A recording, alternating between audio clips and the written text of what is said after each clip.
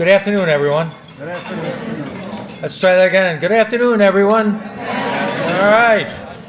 Very happy to be here. And it's interesting, I got to catch the latter part of the Lieutenant Governor's remarks.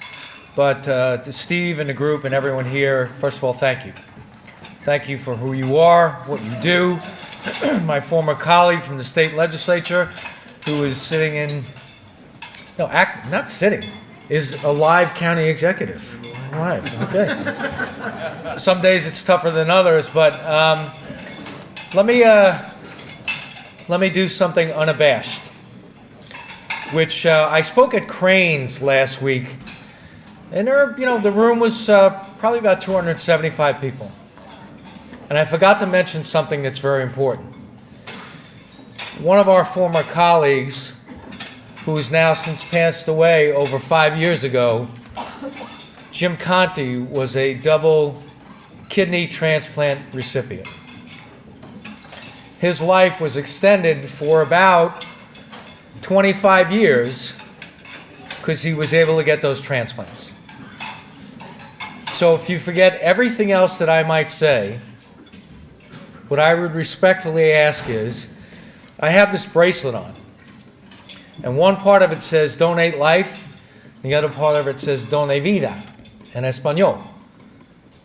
And if you could go back to the people that you work with and respectfully ask them, it's not like you're asking them for money,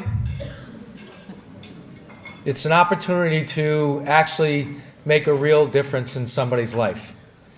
And invariably, when I've spoken about these things, somebody always comes up to me afterwards and says, I'm a recipient.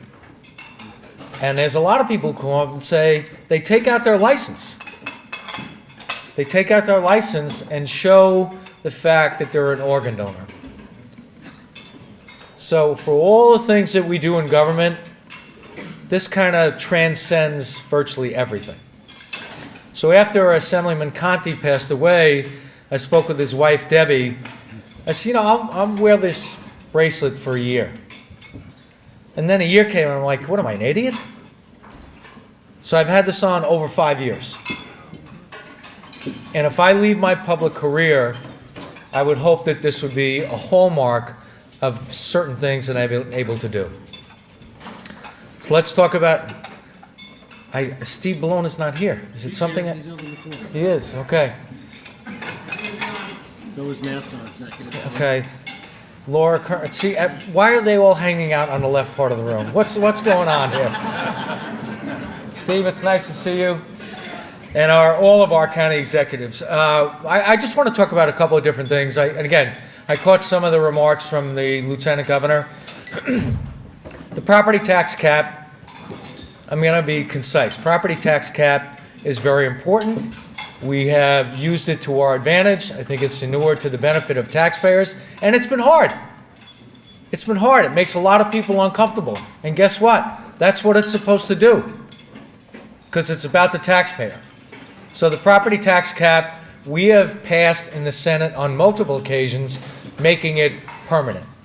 We have also passed in the Senate a statutory, not self-imposed, but rather statutory spending cap at the 2%. We think that's important. And we try to be vanguards and protectors of the taxpayer, as I know all of you do. So we have a couple other things that I think we've done. Looking at Scott Reef, who does a lot of our communications work in the back of the room.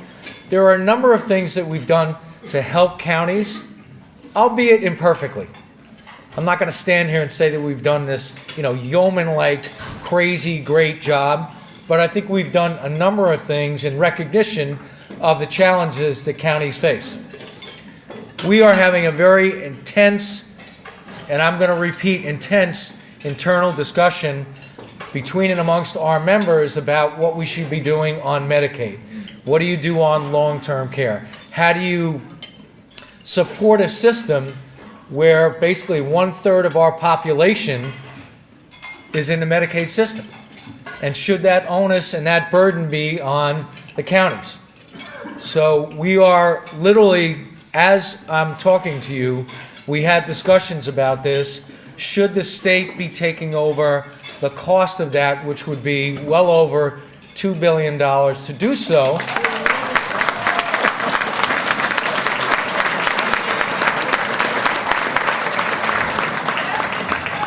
All right, I'll come back and you can clap even louder when we get it done.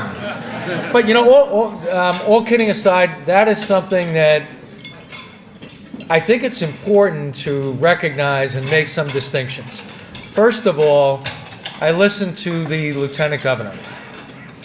What I feel my primary obligation is to you as an elected official, as a public servant, is to recognize where I work.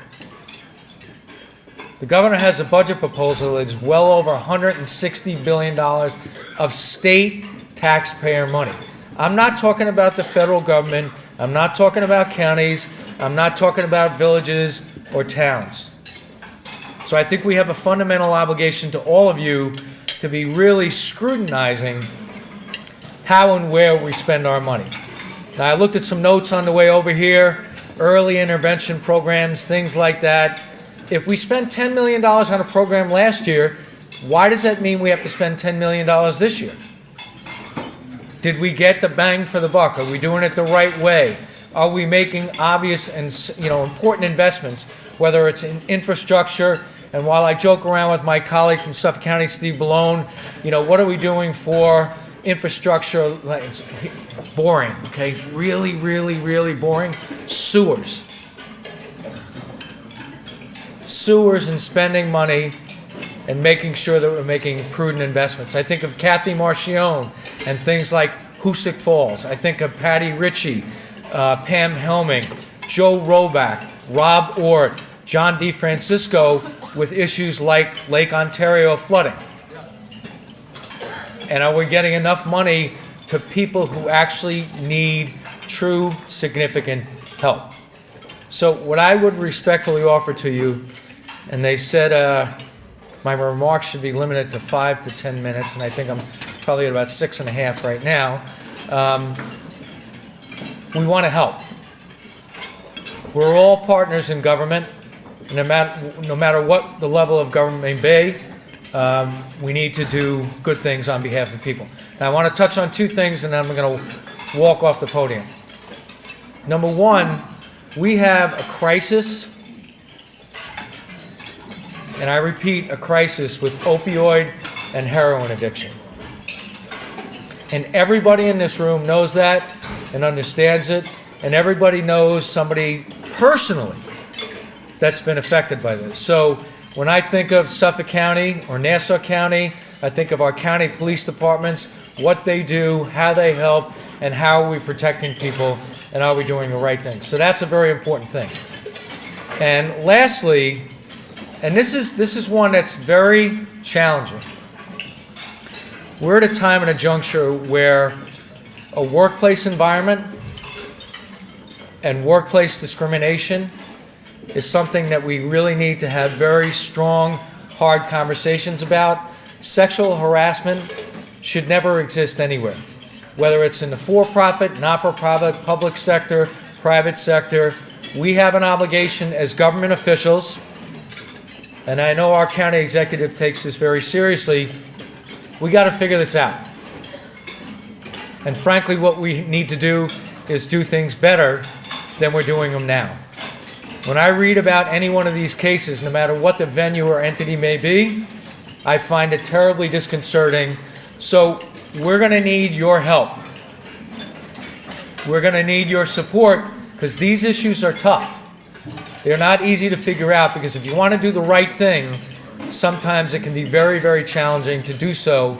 And we have to do so in the right way and in a timely capacity. So I wish all of you Godspeed. It's nice to be with you.